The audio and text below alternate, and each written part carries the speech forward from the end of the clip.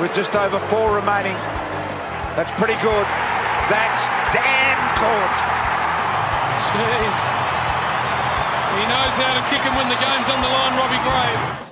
Welcome to Little Birdie Podcast, a unique look into the world of sports betting from the eyes of professional gamblers. I'm your host, Nick Heathcote. I've got the glamorous Darcy Spinks with me. She is reeling after another Tigers loss. And Mark, the kid, MG, the star, AFL Sting himself. How are you, MG? Good, Nico. Up and down week. It was action-packed, wasn't it? We had a lot on, and we've got a lot to review, I guess, from the weekend. It was a huge round of AFL action, and it was kicked off by a great game over in Adelaide. It was Port Adelaide and Richmond Tigers, Darcy's Tigers. Wow, Port had a lot of opportunities, Darcy. You watched this game start to finish. Must have been a quiet weekend for you. I did. I was on the couch on a Friday night. Didn't really want to go out. Been a bit tired lately. Try not to socialise too much. But yeah, that game was hectic. It was so close. Port Adelaide just missed so many goals, but they still won. And Mark and I were just talking about they just had so many injuries. Like, I swear every time I looked, because I was half on my phone, let's be honest. But every time I looked up, there was another guy just walking off the field. I was like, God, these guys are just injured left, right and centre. But they won. It was a bit upsetting for Richmond, but look, they'll come back, I'm sure.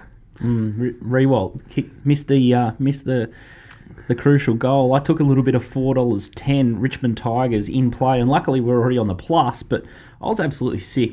Tigers just had it on a plate, really. It was a war zone, and once the first couple of injuries started to rack up, I thought, okay, this is the time to bet them. And I've been talking about the last couple of weeks in play. You can get huge odds in play, and 2 or 3 goals isn't a lot in the modern game.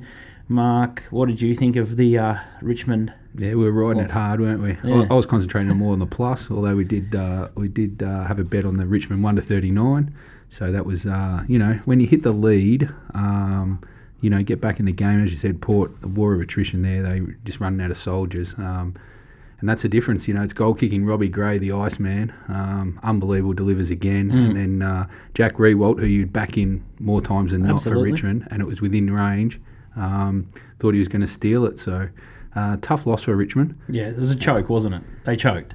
When they review it, they will. With the amount of manpower that Port lost kind of through the game, and they were in it. It was probably a disappointing loss. And unfortunately, probably this week St Kilda's going to feel the wrath, I think, because I think Richmond have to steel themselves for a win, because Darcy won't cop Tigers losing 3 in a row. She'll put the membership in the microwave, that's for sure. Another almost choke was, we did the special golf podcast during the week, and it was a fun little show that we did.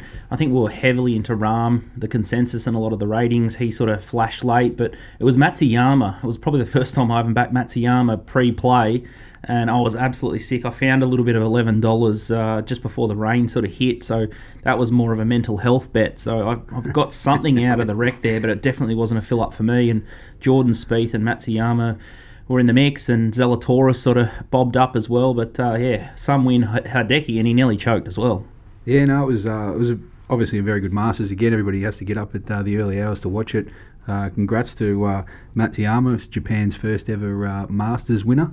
So, early reports are they've got him at, I think the win's worth close to $200 million. They were talking in endorsements in Japan, in his home country. Wow. Obviously, he hasn't been told that yet, because he was seen the next day. I'm sure a lot of people have seen the photo where he was waiting for his plane on commercial, just lazily had the jacket next to him, and he was travelling by himself home. So it's a bit weird. Just an odd one. Maybe a sign of the COVID times, but you'd think you'd just hire a private jet. I know, Darcy, you'd be probably a bit partial to a private jet, or you'd be in business class, wouldn't you? You wouldn't be slumming it. You guys travel like that normally, so I'd hate to see if Nico won the Masters, how he'd be travelling. He's been on a helicopter all week, so... Yeah. I'd be hamming up for sure. Yeah, a little bit of a freshen up for me over the weekend. Went to Port Douglas for a couple of days. Fantastic up there. If you're struggling to get out of the country like everyone is, Port Douglas is an absolute cracker. 30 minutes to the reef. You've got Mossman Gorge. There's lots of different options there. But a little tip, if you're going up there, make sure you book every restaurant possible, because it's a circus up there. You just cannot get into places, and about 5 top-notch restaurants have gone under because of COVID. So they're struggling with staff. There's definitely a lot of room for improvement there. But it's just a reminder how spectacular it is up there, and it's just all within arm's reach, and even Palm Cove's an absolute beauty. So make sure you check that out. But yeah, I was having a lot of early nights up there so I could get up and watch the golf, and I still managed to get a lot of AFL in, that's for sure.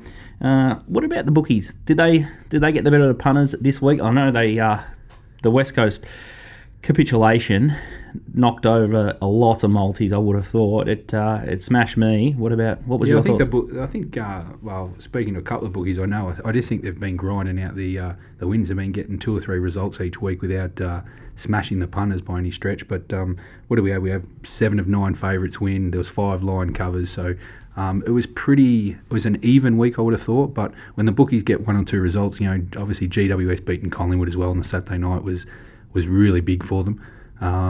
And so I think on all balance, I think the bookies would be pretty happy moving forward into round 5. It wouldn't have been a massive week for them. There was a lot of goes though this week, wasn't there? There was quite a few, really heavily plunged ones. Melbourne obviously was D's one were a eventually. big plunge. And Yeah. why do you think that was the D's? Well, they got it right. I don't know. We've been speaking about it a couple of weeks. I guess the pot on Geelong. Whether obviously they're missing some key players, but just I think the reference in the market at the moment is Geelong have got the game style, the way the new game style's being played. I think Geelong are just lacking a little leg speed, and sides are exposing that. Melbourne's one that did really well, but they thought it was going to be a defensive game. Not sure if the weather had a part in it as well. But they got the job done, so that plunge came off. But there was a few that missed. Collingwood moved a long way against the Giants. I don't know. There's some brave soldiers out back in Collingwood in the -20s. I don't think that'll be happening too many times again this year. I think Geelong and Collingwood are really exposed at the moment with their leg speed. They just look awfully slow, and I'd be taking them on. And I just didn't quite have the kahunas to steam into Melbourne. But we did say that they were ripe, Geelong, and they're looking very lacklustre. They'd be dying to get Dangerfield back, and especially Jeremy Cameron also.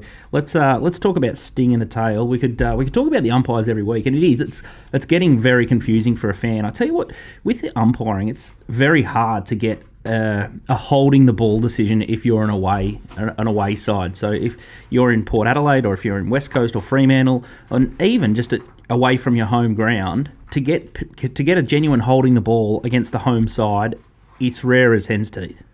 Yeah, I'm not. There's a few theories going around. Obviously, on the weekend, I think watching every game, it's definitely advantage home team for the umpires. Massive. And I'm not sure whether. One train of thought is the crowds have come back, which maybe the year they had the year before. They kind of, maybe it was just from viewing it that looked like it evened up a bit. Now having the crowds back at the footy, maybe they're having an impact more on the umpires than you think. It just seems, a lot of chatter back watching every match when you see the supporters. It seems to be home ground advantage, so it's definitely having a play into it for sure. And the goal kicking, it's a bugbear of yours. Fife was none from 6, and as a Hawthorn supporter, it was music to my eyes and ears. But he's done it before. He's kicked Fremantle out of a grand final, 8 years ago or something like that, when Hawthorn touched up Fremantle, and if he had kicked accurately on that day, it might have been a different result for Fremantle. But it's no new thing for Fife to be an inaccurate kick, but there's a handful of bad goal kicking across the weekend. We've already touched upon Rewalt, but there's lots of poor displays. Yeah, I think definitely. I mean, I take notes during the games and when you watch a replay, and there was just again, some of my old favourites back. Hooker against Essendon missed an absolute critical goal. And then Essendon end up losing by 3 points, and you just can't miss from 15, 20 metres out when you're a forward straight in front from a set shot. My old mate McKay from Carlton, I gave him a rap last week. I thought he'd turn the corner, and then just goes and botches one. It was crazy. Stanley for Geelong. They were coming at Melbourne at one stage, and again he takes a big mark, goes back, and just just butchered the kick at goal. So what I find interesting, Nick, is that we get told from the coaches often that it's the fitness staff that don't allow goal kicking practice. Yet we see footage of Fife, who goes out and has a pearler of a game. He had 31 touches and 6 shots on goal. I know didn't get a goal. Fremantle win the game, and then half an hour, 45 minutes after the match, he's out having goal kicking practice. So if they can't train during the week for goal kicking, which we're told often by a lot of coaches, because it's fitness orientated. Now, I don't know too many people that have done injuries goal kicking practice when people have all played footy. It doesn't matter at what level. And then Fife can go out there after a match when he's probably leg weary and, you know, has shots on goal because he kicked 0-6. Now, you know, is this a knee-jerk reaction or, you know, what's going on here? Like, you know, the preparation's the key. During the week, getting it done. You know, it's not after you have a bad day and being knee-jerk and say, well, Fife, get out there and, you know, improve your kicking. I just, you know, I find it a weird theory that... I don't know why you'd do it fatigued. I think you'd just mess with your technique and you'd be buggered. Like, you've absolutely exerted yourself. You got no energy in the tank, and then you go out and have set shot kicking. Like, it just doesn't make any sense to me. Like, as a kid, we used to, you know, get there early to training and just start lining up and having shots at goal, and you could do a little bit after a training session, but it's nothing like playing a game for 2 or 3 hours out on the park after a massive warm-up, and then it's really Irish to me, that sort of setup. It doesn't make any sense at all. No, well, the great goal kickers in our time, the Dunstalls, Lloyd, they always talk about technique, practice, you know, and that's what they don't want breaking down under pressure. It's not the fatigue level, because now you get your 30 seconds to control yourself, go through your routine and kick your goal. And these guys commentate, and when a player misses an easy shot, it's the same thing all the time. It's technique, which comes from practice. So seems bizarre that they wouldn't just practice during the week. I don't get it. Well, even the best goal kickers in the world, like, they would still need to practice. Like, they should all be doing it. Like, they should be. It's a massive edge in the game. You see so many sides just kick them out of contest week in, week out. Yeah. Well, I mean, I marked down from the weekend that it obviously we see the ones that cost at the end. The hooker for Essendon and the Rewalt had a chance to win for Richmond. Now, his wasn't a gift, but, you know, if Rewalt has enough shots at goal, he's gonna back himself in to kick it. And you know, he'll be disappointed he miss it. And you don't expect him to kick all the time.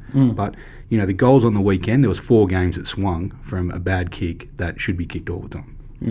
The other big talking point at the moment is the concussion rule, and all of a sudden, grand final week, the bye before the grand final week, which rubs a lot of fans up the wrong way. And do we really need an extra week off now because of concussion to get people that might have had a knock the week before? It's just such a 2021 sort of attitude and outlook on you know, a rule. It's just so stupid. Is it knee-jerk again? I mean, this has only come on the back of the females played the prelim on the weekend, and the Adelaide captain, Chelsea Randall, has had a concussion, and so now, because they've brought in the 12-day rule, she will miss the grand final. So, you know, it's just bad luck for her. Yeah. 100%. No one's denying that. But it's not different from someone pulling a hamstring or anything like that. You know, unfortunately, if you are injured in part of the game and the rules are there to protect the players, which they want and the AFL need, then it's just bad luck. Like, you know, I mean, the men's game will finish after the Spring Carnival at this stage. You know, if we have a bye going into the finals and then we're going to have another bye going into the grand final, I just, you know, it's a knee-jerk reaction for mine. So is that a rule now? You need 12 days? No, or you can't the play concussion rule is 12 days, which they've just brought in for this year. Yeah, okay. What did it used to be 7? No, well, you just need a clearance. Oh, right. More, you know, you need to sign off, but they're trying to protect the players by bringing in where you've got to have at least a week off. Mandatory. Now, you know, scientific, you know, I'm not sure where they get the 12 days from. It's just basically to give the players a week off. And the reason why they put it at 12 days is because when you have long weekend games, sometimes it's 10 days apart and stuff. So that was just to cover that. So it's basically to enforce players getting a week off after a head knock, which is fair enough. Some players, it's definitely fair enough. Some players, ex-players and current, speak that they need 2 or 3 weeks, that they're foggy in the mind and they're not ready to play sport at a high level. Yeah, surely you would know how you feel and if you're well enough to play. Yeah, but if you're Chelsea Randall going into a grand final, you always want to play. Yeah, and the doctor's coming to you and saying, "Are you feeling okay?" What's your response? You're playing. You know, so you don't miss out. But I know, like, if it was me, I'd be like, I'm fine. Like, I just really want to play. Well, if someone said to you, Darcy, you can't go to Byron, you'd be on the plane and you'd be going to Byron. I'd be there. Yeah, she'd drive. She'd find a way, that's for sure. Yeah. Now, Isaac Heaney, he's broken his hand striking Thatcher from Essendon, but he's not got sighted. I cannot get my head around that. Mystery. I'm not sure. They can't have missed it. He's on the medical report. He's got a broken hand for hitting someone in the head. It's on video. Yeah.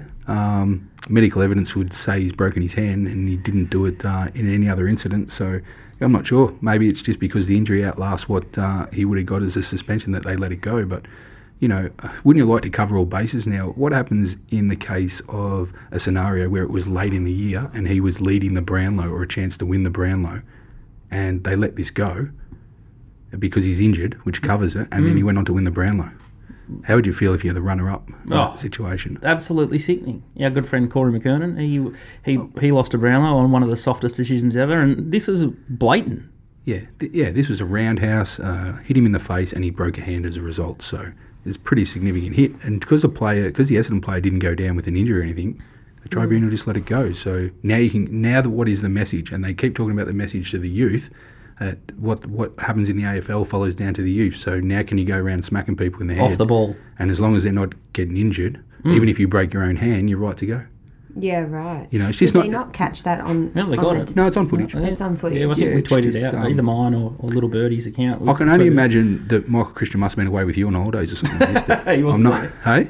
I didn't see him. Well, maybe he was in Byron with Darcy. I'm not sure. It's one that he missed. It's not a good message, and I'm not understanding why they can't even rectify it now, because Heaney's out for probably up to 4 weeks anyway. He might be back a little earlier. Didn't he break his leg not that long ago too? He injured himself last year. Yeah, He's not having much luck, is he? No, he's not. And they want to see him out on the park. He's a gun player. Yeah, not being negative. He's a big loss for Sydney. But yeah, anyway, that's an incident that, it's been swept under the carpet, I guess. Huge show. We've already started the AFL Round 4 review. We'll look deeper into those results, what you can make out of those. We've got the Round 5 preview. As usual, we do all the blockbusters there. We've got Top Rope Tedeschi. He's got the Hall of Fame. And there's lots going on in NRL world. We've got a coach sacking already. It's peak NRL. Yeah, that's right. We've got a coach sacked after 5 rounds. Wow. But that said, in AFL circles, they're starting to circle for Nathan Buckley, and there's a few coaches under fire too, so they're not immune to that. We've got Lock of the Week coming up as well.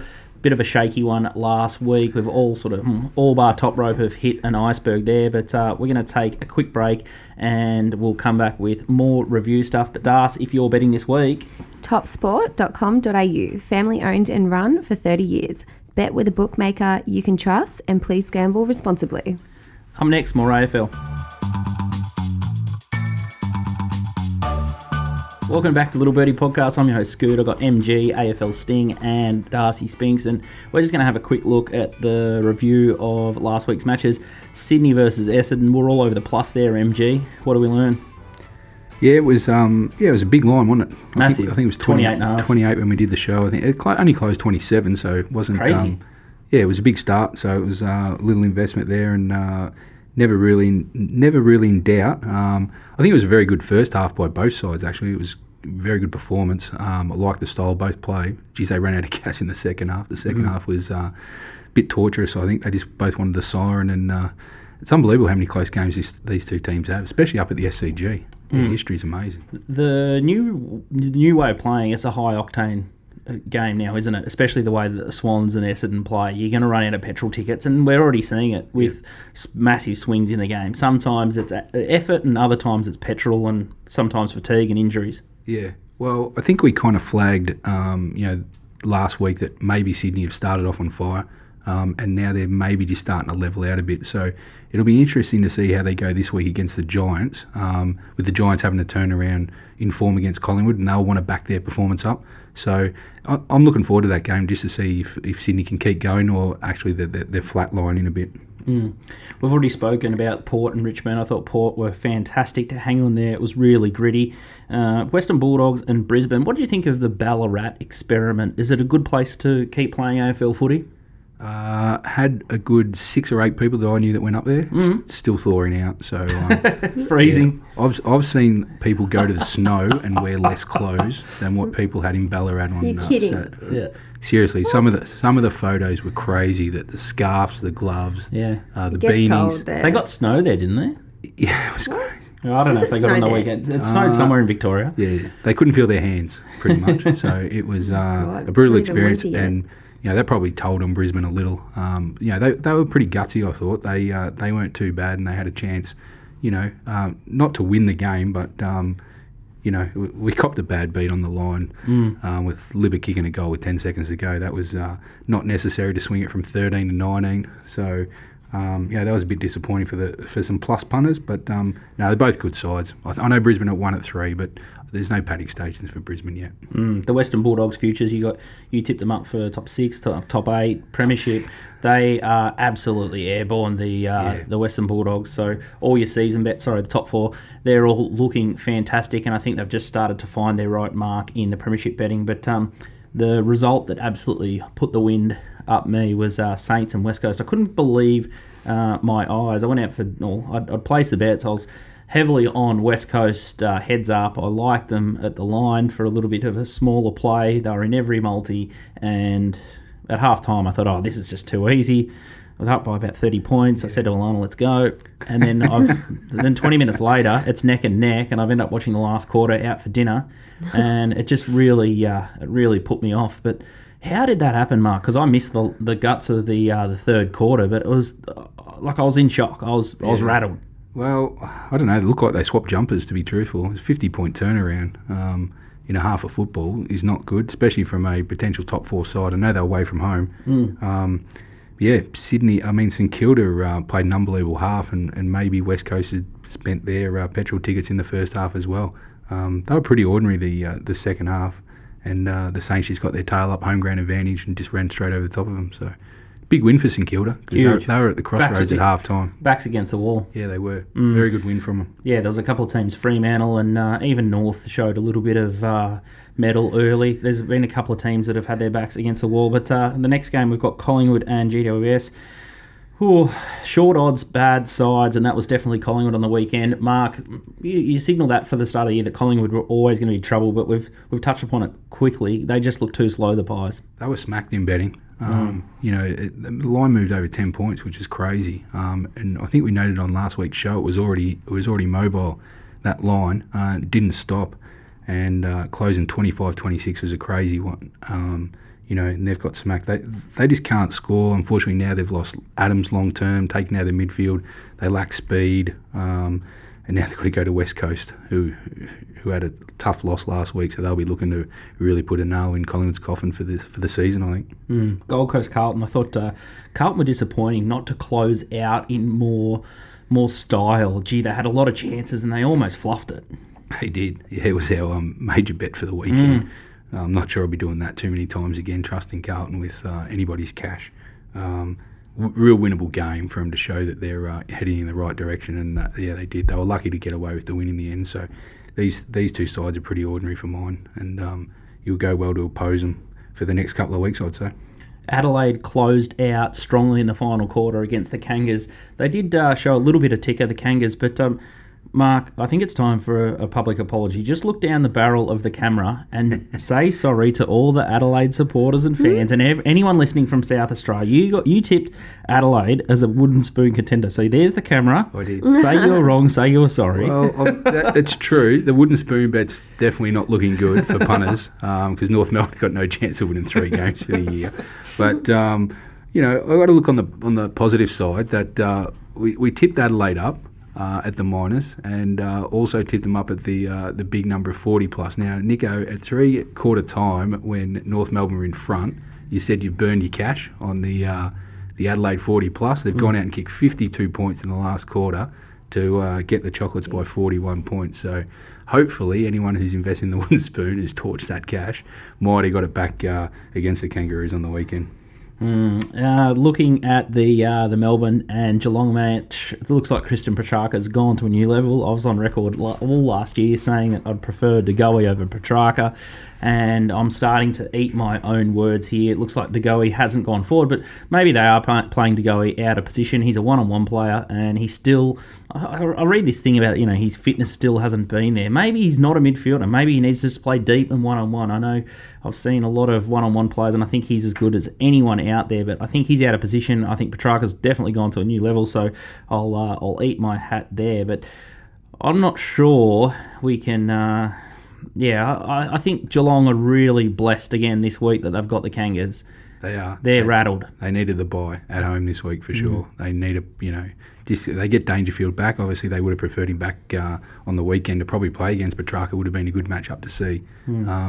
He has gone to another level, Petrarca. But their best players are all playing well. Gawn, Oliver, Petrarca. But the next tiers now look like they're coming through a bit. I don't think they've been tested Melbourne. If you look who they've beaten and who they've played, they haven't played some good sides yet. So they're winning what they need to. We'll see when they start playing some top 4 sides how they're going. We'll see. But yeah, Petrarca's he's airborne at the moment, and he should be right at the pointy end of the Brownlow betting. Fremantle versus Hawthorn. It was nearly an all-time backdoor cover late into the dying seconds of the Fremantle-Hawthorn game. They were very lucky to get within a bull's roar of Fremantle, in all honesty. Fremantle's kicking was absolutely terrible, and I've said it a couple of times, and Tim O'Brien's just not cut out for AFL football, in my opinion. I had to double-check and see how old he was, but... what was his name? Tim O'Brien. Oh, it's my friend's boyfriend. That's a little bit awkward, but seems like a pretty nice guy, Tim, but he's 27, and I just don't think he's got the strength. Like, he gets himself in the right positions, but at 27 years old, he's not going to take Hawthorn to the next premiership, unfortunately. Hawthorn's forward line is in dire straits. There's not enough movement there. They get enough of the ball, but they just can't move it forward. Players are looking up. And as a Hawthorn supporter, it's ultra frustrating to watch it happen, but there's just no option and nothing up forward, and they're all scared to turn the ball over. And so we end up mucking around with it and going backwards, and it's a real horrific time to be a Hawthorn supporter at the moment. But they need to make changes. I don't think Tim's cut out for the game, and I think Mitch Lewis should be on alert too, because there's just not enough happening up there. Jeez, that'll make the blooper reel. Darcy will be having stern words to you later. I probably won't be mentioning this one to him because he's awesome guy. Should be asking that to I haven't seen out of the him show. On the field though, but yeah. Even Darcy's distant herself now from him, poor guy. Listen, he's doing his best. If you're not up to it, you're not up to it. They're getting games into these people, and I'm sure they'll assess as they go. And if they're not up to it, then they'll have to go to the draft or find other players. It's not easy to find good forwards. Yeah, it's one of the hardest part of the games, as we can see. I just think Hawthorn are in they don't like to call it a rebuild, but that's where they're at. They're a frustrating side to watch, and I don't think Fremantle are much better. We've spoken a lot about AFL form, but if you're looking at the horse racing form this week, Darcy, puntingform.com.au. Get raw data to build your own model. Contact Punting Form and create your edge. Welcome back to Little Birdie Podcast. I'm your host, Scoot. We've got MG and Darcy Spinks with me, and we're starting to look at the big blockbusters for AFL Round 5. The first one, St Kilda versus Richmond. Odds are up on the screen, courtesy of topsport.com.au. Darcy? So we have St Kilda $2.75 versus Richmond $1.45, and the line is 14.5. St Kilda off the short break here, MG. Interesting betting market, and it's... my heart says St Kilda are going to be very difficult to beat here at Marvel, but my head's thinking, wow, Richmond off a tough loss, backs against the wall. Yeah, I'm a wait and see on this match at the moment. I think that early money, and I think the way the money will go, if you like Richmond, I think you are best to sit and wait until close to game time before you're putting your bets on. The line opened 16, it's gone to 14, and I think maybe there's a 12, 11, 10 kind of number. I think the modelers and the belief now in St Kilda at the Dome, as you said, I think the money will keep coming for St Kilda. I think if you're going to back Richmond, I'd just wait until tomorrow night or Thursday before the game starts. I like Richmond in this. I think St Kilda off a 5-day break. I think they used a lot of energy coming back to get the win against West Coast. And you could say the same about Richmond and Port, that they had a close game. But Richmond, I think, are more hardened. And I just think, this is a really important game for Richmond. If they're going to be contenders, they won't want to be losing 3 in a row. And Darcy's already alluding to, she's tipping them up big this week. So I think we'll back Richmond, we'll back them late. I'm not sure I subscribe to the, used a lot of energy to come back in a match. I didn't play at a high level, but I didn't come back too often. Your teams, you just out in front, or didn't get near it. I just don't really subscribe. I think you just you're out there for a couple of hours, and if it's like a wet slog, or if there's a war of attrition like we saw in the Port Richmond game, I'd maybe subscribe to it. But I might give you a little clip there. I don't think that's a thing, but I think 5-day break may be more of a thing rather than spending petrol to catch up with a side. So I'm fired up off the holiday, aren't I? So are you St Kilda, or are you sitting on the fence? On this one, I'd probably think, I like your angle there. I like Richmond probably late. I'll be with you there. All right. Yeah. That's the cracking start, the Thursday night matches, and the AFL they're just all over it with the fixturing. So a hat tip to them, despite not filling in the rest of the program, because it's really difficult to plan an interstate trip to go watch football. It's like they don't want us there. Let's look at the Friday night football match. We've got odds courtesy of topsport.com.au on the screen now. So we have West Coast, $1.33 versus Collingwood, $3.35, and the line is 22.5. MG. I was up at Port Douglas and I was very, very excited, like you were, to see West Coast at the minus here. Yeah, it's actually one of the few times you did call me from the holiday spot up there. You wanted to know why Collingwood were West Coast were only 17.5 against Collingwood. And we did actually get out Monday and tip them early for the sting. We didn't hang around on this line. Too cheap at 17.5. The bookies now have come into 22.5. I think this is just going one way. There's question marks now over Moore with his Achilles. He's going to play this week, but they'll try and exploit that now with their big forwards West Coast and really test him out. Now that news has got out, the loss of Adams is huge. I know West Coast have lost Shuey. But Collingwood have run out of quality midfielders now, and you would expect maybe a fast deck over in Perth. West Coast off a rebound at home. They're 2-0 this year, even though Collingwood have won 2 of the last 3 head-to-head against West Coast.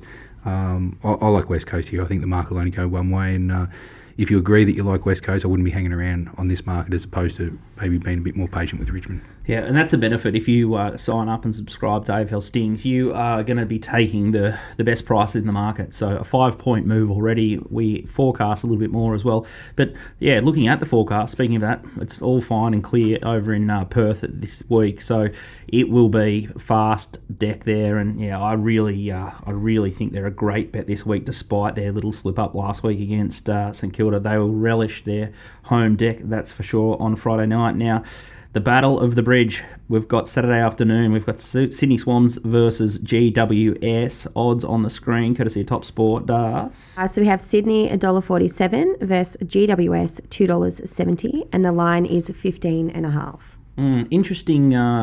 Interesting prices here.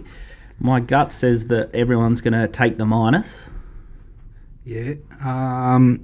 Early markets have moved actually Giants' way from 17 to 15. I think that's more on the back of the news that Sydney lost Rampy during the week, which is going to hurt them now. Now the Giants have lost Davis, so maybe that just squares it up.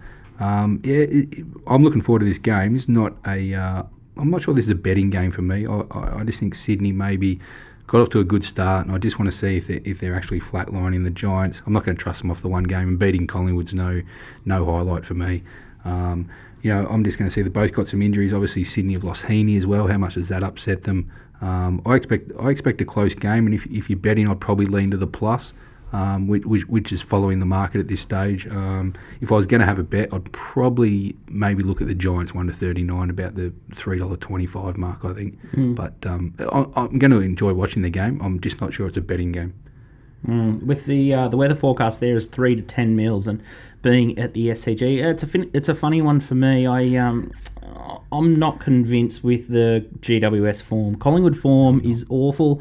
I think the Essendon form line's a little bit stronger, so I'd be small on the Swans there. So Mark and I might have a side better, a bottle of Grey Goose. You won't be getting me for Goose on this Hey? game. No. No, not keen on that idea. No, I just think I agree. They're both hard to line up. I know Sydney are undefeated.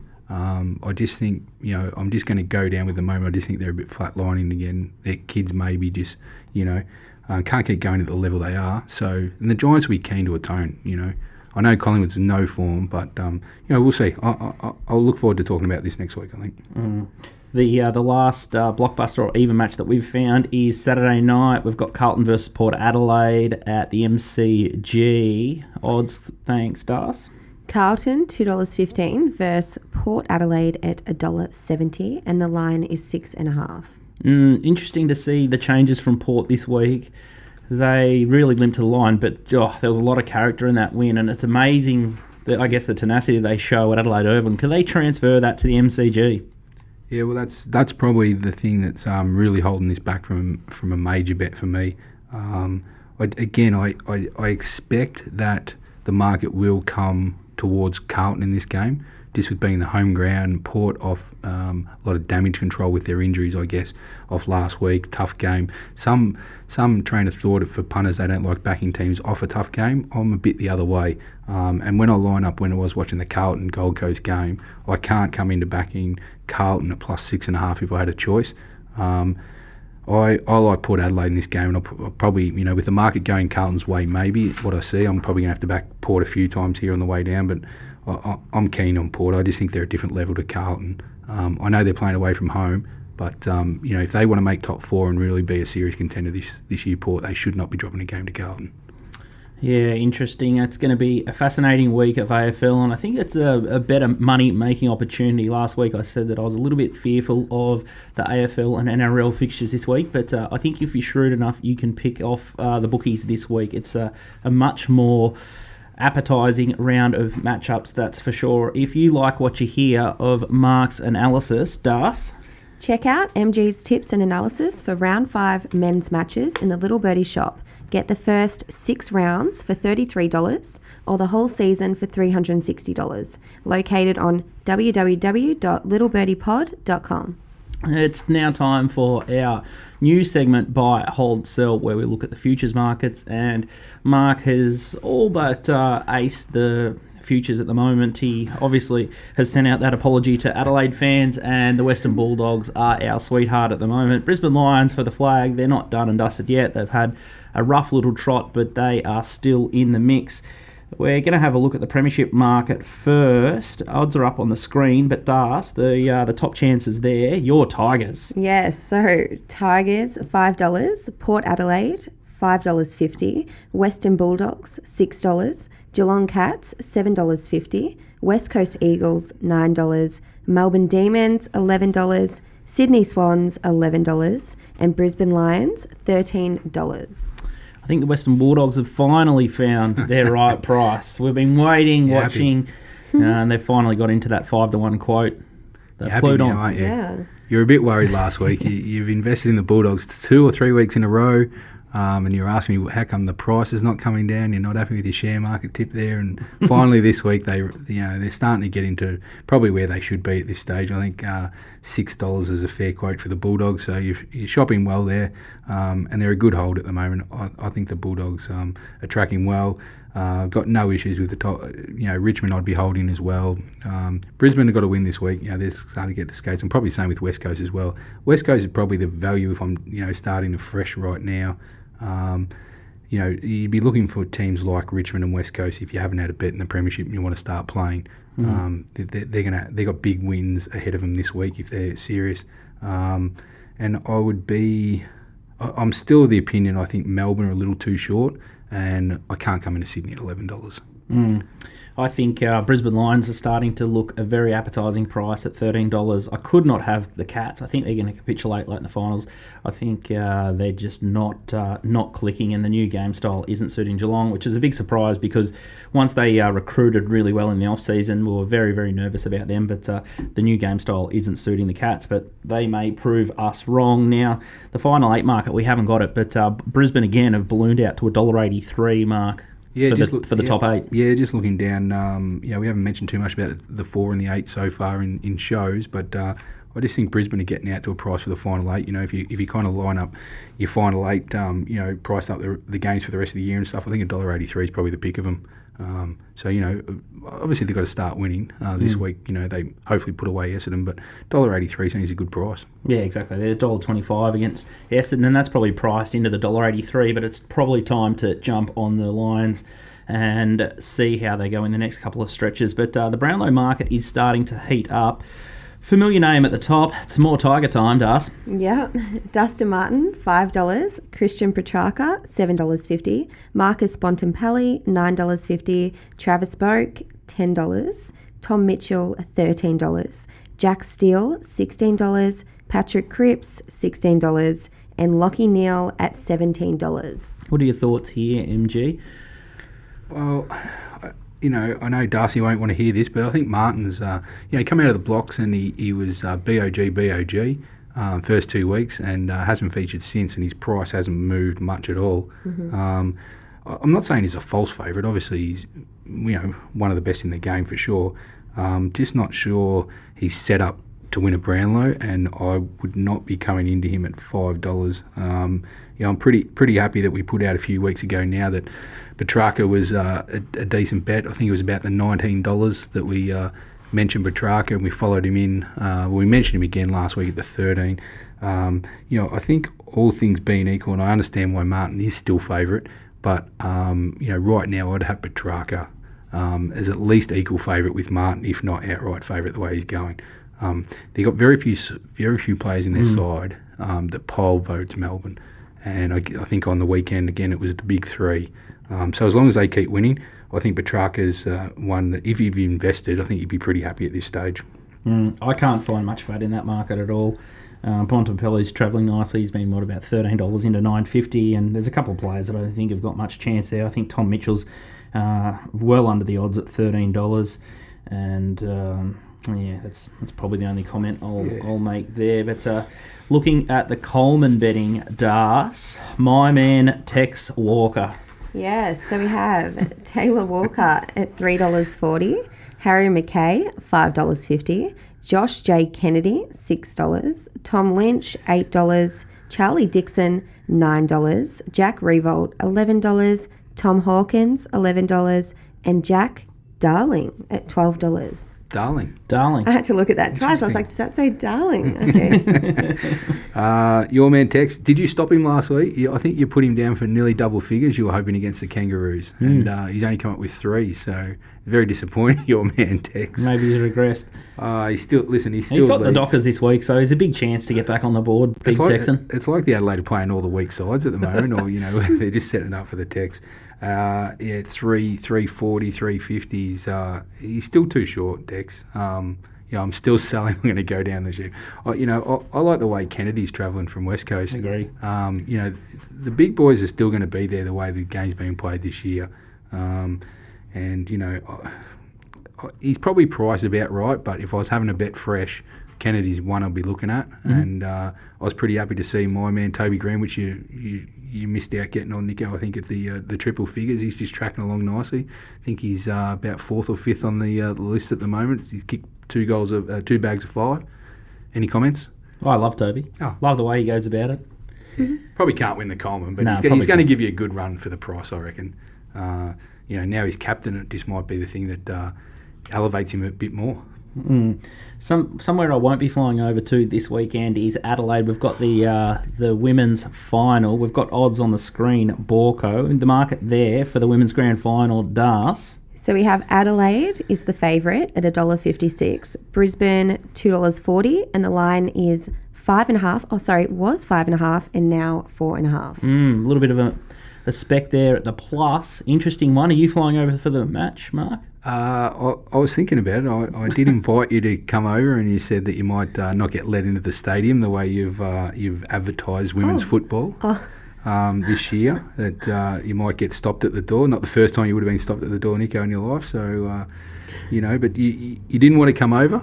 Beautiful Adelaide weather. They'll have a big crowd there at the Adelaide Oval, which you do love. You love going to the Adelaide Oval. So I reckon it'll be a brilliant contest. I think you should go.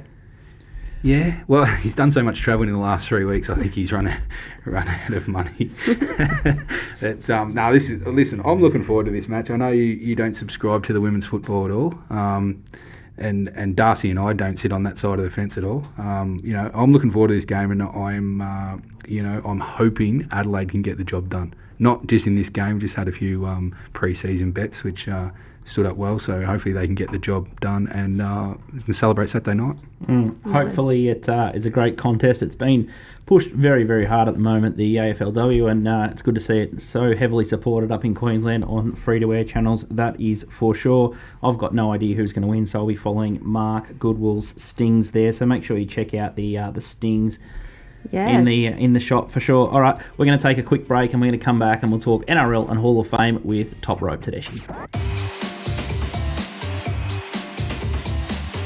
Welcome back to Little Birdie Podcast, a unique look into the world of sports betting from the eyes of professional gamblers. I'm your host, Scoot. We've got MG and we've got Darcy Spinks. Little funny moment off film there. We were talking about the US Masters, and Darcy has locked herself in for the next US Masters tour. So Little Birdie will be organising a trip to the US Masters as soon as COVID disappears. And one man who will be front and centre on that is Top Rope Tedeschi. Welcome back, Top Rope. Cannot wait. That'll be number one on the bucket list crossed off. Don't mind that. Now, Top Rope, how did you find the US Masters? It would have been a tough week for you. You wouldn't have slept. NRL all up the US Masters. Hideki Matsuyama, did you find him at all? Got on him in the last round at $1.87, which was about 50 points under what I had been backing in the last three US Masters when I was on him. So definitely not bitter at the victory at all. But, you know, it's you got what you get. You got what you get. It wasn't the most thrilling of Masters. There wasn't a lot of excitement, a lot of drama, especially with Tom Melbourne chasing Hideki on the last day.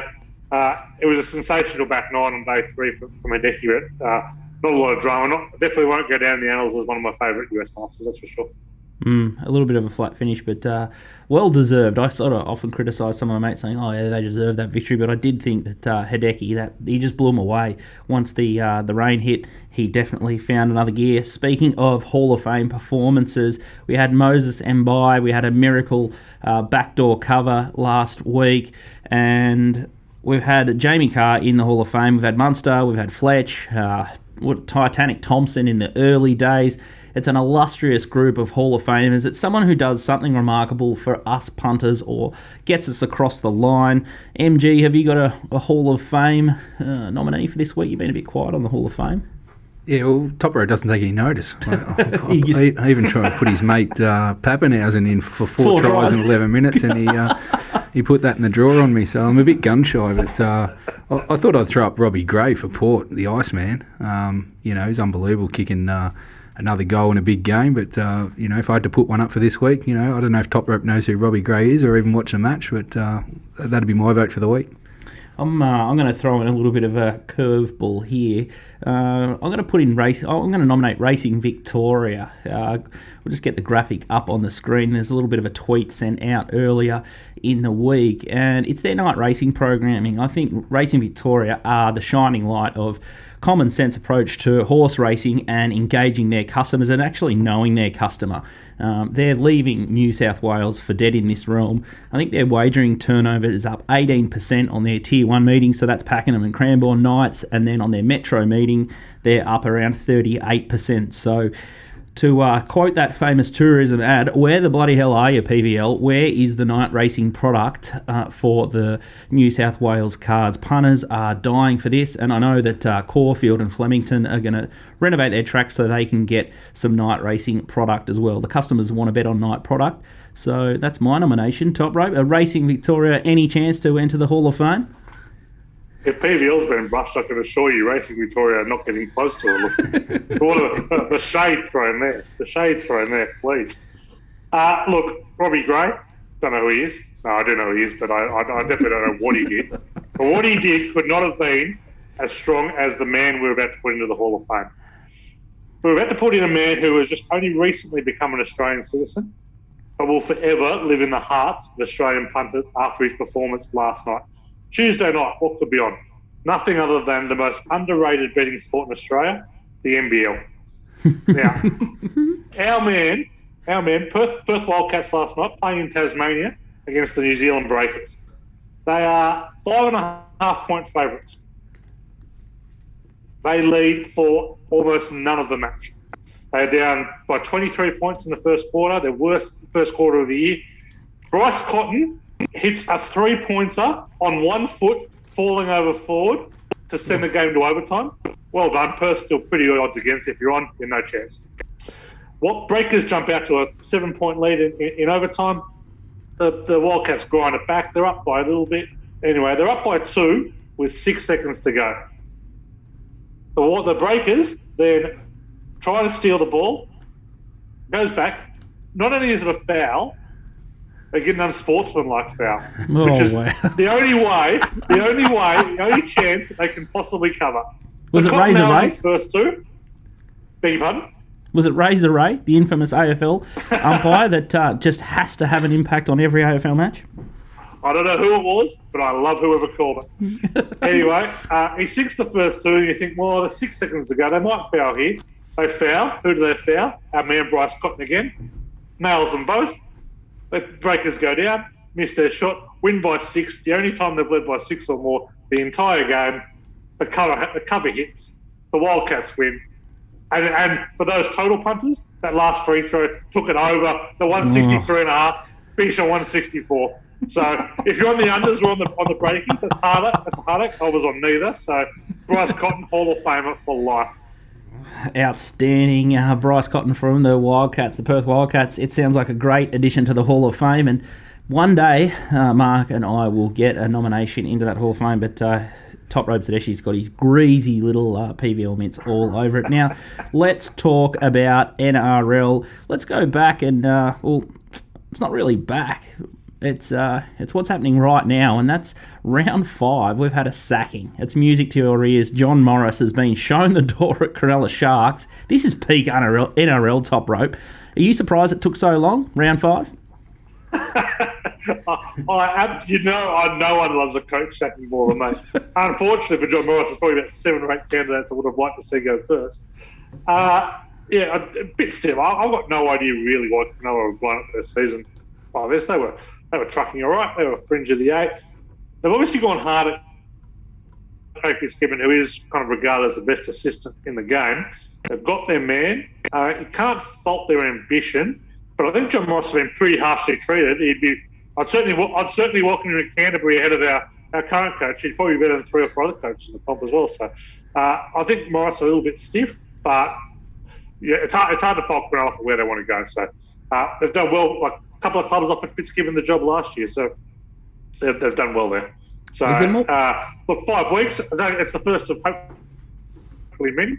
Hopefully we see a few more sackings this year, including maybe our first year coach getting the ball. Is there more to the story? Is there a Damien Hardwick twist, or there's something lurking in the background for this John Morris? It seems unreasonable. No, John Morris is the nicest bloke in football. He's just a diligent. The problem is no one really wants to go play for him because he's not a big name. He kind of came in after Flanagan got the bullet and suspended, so he was kind of viewed as a bit of a caretaker coach. So that might have been the knock on him. He may be a little bit indecisive. That's what they're saying. That's the word coming out of Cronulla at the moment. A little bit confusing as to his messaging, but I actually don't think there's much more to it, to be perfect. I think they saw a big assistant, they went for him, and they got him. So you'd think Morris should be able to land a job somewhere else. Now, Top Rope, little hat tip here. You're up 21% pot for the season, so you're travelling nicely. Out of round 5, were there any big lessons learned? I see that a lot of the shorties covered most of the lines there. You were the only person that survived lock of the week. But Parramatta Eels, were they the big loser from round 5? Yeah, I was on the Dragon, so I wasn't completely unexpected, that one. But we've had top 6 teams against bottom 6 teams this year. Played 14 times, 12-2 against the spread. The 2 ones who haven't covered, Parramatta round 1 against Brisbane, missed by half a point, and Parramatta against the Dragons lost off the stick when favoured by 10.5. So it's a fair indication as to who the kind of top teams and bottom teams are. Parramatta, I think they've been a bit overplayed the first few weeks. It was a great win against the Storm, but I haven't seen a lot else from them. It will be more kind of they're probably going to drop to their rightful spot. I backed them pre-season missed the 8. I don't think that'll happen, but I think they're going to sit in that kind of 6 to 8 range with the Titans and maybe the Sharks if they can kick, and possibly the Warriors. So I think they're the big losers. I think the lessons to be learnt, big favourites are going to get winning. The good teams are far too good for the bad teams. There's a huge gap in the comp this year. The other real big loser, the Tigers, how they could not get up at Leichhardt in front of the packed stadium to honour Tommy Raudonikis. I will never understand. That was an insipid performance. So, great fears for the Tigers. I don't think they're going to move on from Michael Maguire as their coach, but he does have the team he's wanted. He does have the team he's recruited, and they are going awful. So, there wasn't a lot expected out of the Tigers, but they are amazingly managing not to exceed those expectations. Now, before you jumped on air, we had Mark issue a full apology for all the Adelaide Crows supporters after he tipped them up to win the wooden spoon. Now, have you got anything to say for the St Dragons fans out there, followers of the show? Top right.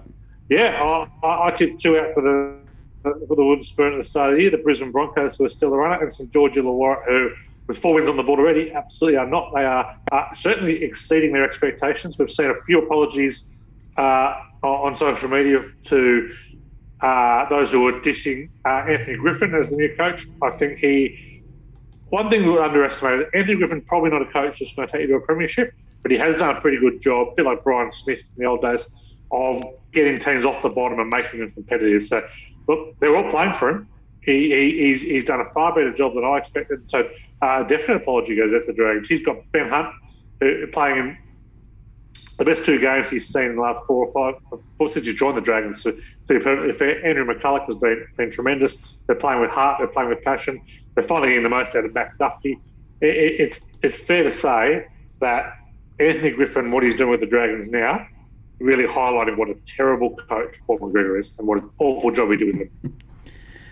Top rope Tedeschi. He's got a spring in his step. He's hitting at 21% for the season. He's had a coach sacked. It's a fill-up. He's just had the Masters roll around.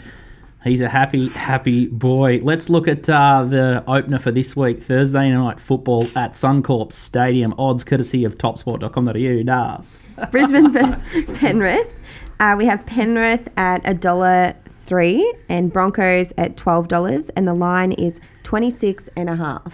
Well, you said that the minus angle would last. 26.5 seems a monster line for this away favourite, but Penrith are absolutely jogging at the moment, top right. Yeah, 26. You asked me 12 months ago, would I be backing a 26.5 point interstate favourite? I would have laughed at you. I would have taken you'd be all over the Broncos. This is the new rugby league. This is the new NRL. Good teams blow bad teams away. I will be steaming into the minus here. I'll be backing extended lines up to probably 46.5. I will be absolutely stunned if Brisbane score a point in this game. Penrith are the best defensive team in the comp. They play with the one thing the Broncos really struggle with. We saw this against the Titans early on as well. When teams play with speed, the Broncos just have no idea. They're not fit. They're not well coached. They get confused very easily, and they're a poor defensive side. I think they're in a lot of strife. Penrith will win this, so it's just a matter of how much they'll win by. This is a young team who doesn't enjoy putting teams to the sword. They've covered all 5 games this year, the Panthers, and they've won. And they've covered their last 4 as a double-digit road favourite. So I think Penrith will win this, and I think they'll win it. Yeah, this will be something like 42-0, 48-0, 50-0. What's the Wayne Bennett update for next season? Where will he be? Wayne Bennett, I am expecting, will sign with the new Brisbane franchise, which should be announced soon. So I don't think he'll be coaching the NRL next year. I think he will be helping to develop that side for a 2023 entry. I think that'll be the Redcliffe Dolphins side that will come in there. So Bennett's just a must of that. Like last week, Broncos playing Souths. Bennett has just leaked that he's going back to Brisbane. All of a sudden, the rumours are he's going to go back as a coaching director above Kevin Walters. This has just distracted the Broncos. He totally destroyed Seabold with his antics, and now he's going to Kevy. It is masterful. It is wonderful to see. Fantastic stuff. We've got Friday night football, the 6 o'clock game. This can catch you out. I missed a betting opportunity last week because there was a 6 o'clock game. I was absolutely filthy. I think it was the Melbourne Storm. But here we have Newcastle Knights versus Cronulla Sharks. Odds up on the screen. Thanks, Darcy. Cronulla at $1.82 and Newcastle Knights at $2, and the line is 1.5. Top right, we often see in AFL circles, coach gets the bullet, team responds. Thoughts here? Yeah, bit of a myth in the NRL. I wouldn't say it has it definitely won't have a negative effect on Cronulla, but I don't see a bounce back because the players weren't really off him. The players were playing hard for him. This certainly isn't a case of, Seabold leaving and, the entire club is relieved. Morris was a pretty popular coach, pretty popular bloke, so I'm not expecting any kind of major bounce back. If anything, I think this week's been a massive distraction for the Sharks. I don't mind the Knights in this one. Look, I'm not. There's no official bet for those on the sheet. I'm not I'm not loving this one, but I do think that the Knights tend to bounce back off a bad loss. They get a heap of players back this week. Kalen Ponga's had a game back, so he's fitter for the run. So I'm leaning towards the Knights here, especially with a couple of big outs for the Sharks in Wade Graham and Josh Dugan as well. Good to see Kalen Ponga back in the action, that is for sure. Did the Federal Cops ever catch up with those Anthony Seibold text messages and rumours that you were sending around? No, I've managed to avoid custodial sentence on that one, so we'll just leave it at that. Friday night football, we've got an absolute blockbuster here at Amy Park. The Storm are back at home. We might have to sneak out for this one, MG, with your missus away this week. We've got Storms versus Roosters on Friday night. Darcy, odds please. Yep, so Storm at $1.35 and Roosters $3.15, and the line is 8.5. Top rope Tedeschi. Got to be on the Roosters here at the plus 8.5. I think it's a pretty disrespectful line here. As you all know, I'm chips in the Storm this year. I think they are really hitting their straps. They are pretty much full strength now with Harry Grant a game back. Only Dale Finucane didn't really come back out of the side there, so I will be looking to back the Roosters even if they are under strength at the moment. So the Sam Walker's come into the side. He has replaced Luke Keary. He has been absolutely outstanding. Played beyond his maturity. 18 years old, was outstanding in the comeback win over the Sharks last week. This is only the second time in the last 4 seasons the Roosters have been an underdog of more than a converted try. They won the last game by 30. That's the last time that happened. So they've covered 8 of their last 9 as an underdog. I think the 8.5 is too big. I'll be betting the Roosters down to a converted try in this one. So I think they're a decent bet here, and I think the Storm will win. The other big thing in this one is 6 of the last 8 when these two have failed to breach the 30-point mark. They tend to play low scorers. You'd rather be on the big plus here. Any thoughts there? You're a big Storm man. You're a big Pappenhausen man. MG? Yeah. What do you think of that line and price? I'm not going against the Storm. If I go out there and have a look at it, I'll be cheering the Pappenhausen. Might back him 2 tries or more. What price? Any time action? Yeah. Good way to be. Okay, I think the Storm will be too good here, but I think the 8.5 does look a little bit big. I can't see it jumping at 8.5 there. I think you'll be looking at sort of 7.5 or maybe a flat 7 or something along those lines. Let's look at the other big blockbuster. Yeah, we've mentioned it earlier. The Parramatta Eels off the bounce on Saturday night. It's Canberra Raiders, Parramatta Eels, GO Stadium. Odds, please, Darcy. Canberra $1.65, Parramatta $2.25, and the line is 2.5. Thoughts here, top rope? You've got to be on Canberra in this one. Well, they've been a bit scratchy the first 5 weeks, but they have won 11 of the last 15 against Parra. They've won 9 straight at Canberra Stadium against Parra. The Eels are awful off a loss. They are bad travellers. They've covered just 5 or 15 off a loss, just 41% away from Bankwest. I do like the Raiders in this one.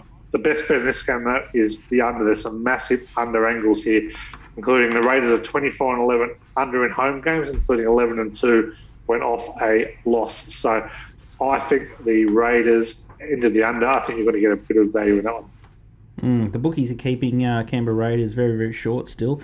They're around the $11 quote for the premiership, so maybe, top rope's right there.